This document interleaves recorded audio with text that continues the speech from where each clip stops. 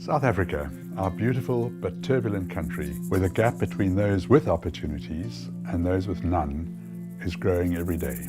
At the root of the problem is a failed education system. Every year, 400,000 young people drop out of education before reaching grade 12. Today, more than 5 million young people are unable to find work, and the situation is worse for young people in rural areas, who are effectively locked into a future of low skills and manual labor.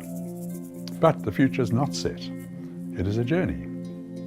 What if one small intervention could change the course of a young person's life? What if they could learn new skills which at the right time could open the way to a future of skilled employment? I'm Dr. Robin Stead, and I've dedicated the last 3 decades of my life to creating that moment. I've developed a way of offering sustainable IT training to remote learners across Southern Africa. They gain IT skills that open the door to employment or to running their own enterprise. The results have been very positive, but we could be helping many more young people. The model involves finding local entrepreneurs and partnering with them to launch their own IT training business. They don't need to be a trainer, but they do need to have the enthusiasm to find students and to run their own center. We currently have about 17 centers around the country. The training is 100% digital. No prior computer experience is required, but it does take time and hard work. When they've mastered the program, they will have become familiar with basic IT skills. They'll have earned a recognized certificate leading to credits.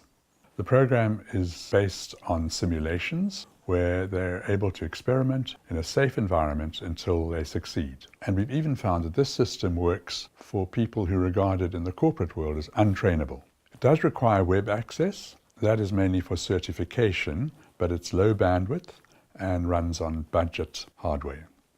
We've recently introduced into centers a novel workstation based on the Raspberry Pi, a powerful little computer the size of a pack of cards, which is open source based.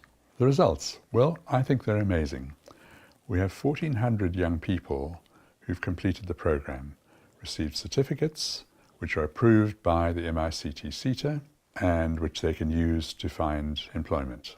One center found that 80% of the cashiers in retail stores in the surrounding towns and villages were graduates from his center.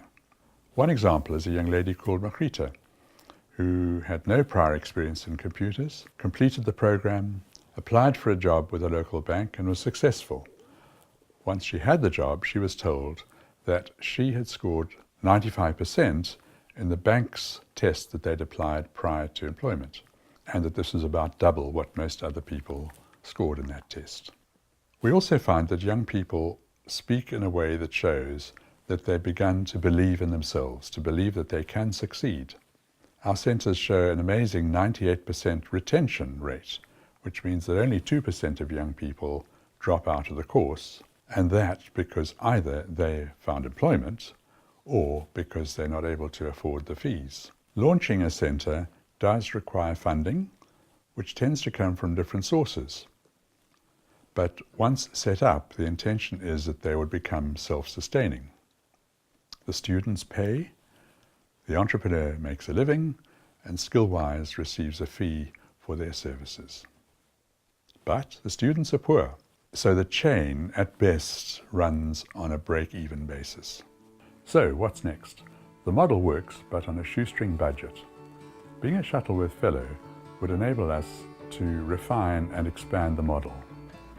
We take time to gather data and understand what works and how to improve the system. We want to launch many new centers to explore smarter ways to fund them and to run them. I hope you've been able to capture some of the enthusiasm that we have. We have a real meaningful way to increase those moments of critical intervention and to expand the islands of hope among our rural communities. Thank you.